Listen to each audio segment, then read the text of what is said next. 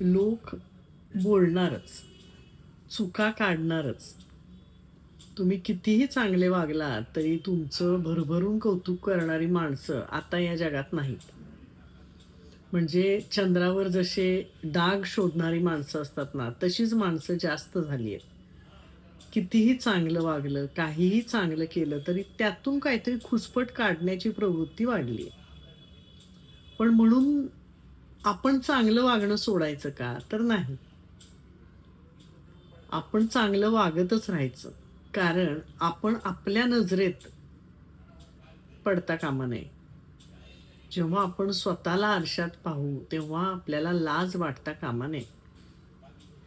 स्वतःच्या मनाशी प्रामाणिक, जे बोलतंय तेच करणारी अशी स्वतःची प्रतिमा निदान स्वतःला तरी माहीत पाहिजे आणि ती जपली पाहिजे.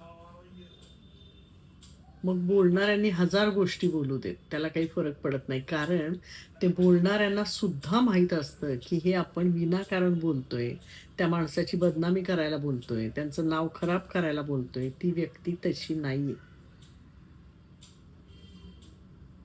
त्यामुळे प्रयत्न एकच करायचा, स्वतःशी स्वतः प्रामाणिक राहायचं.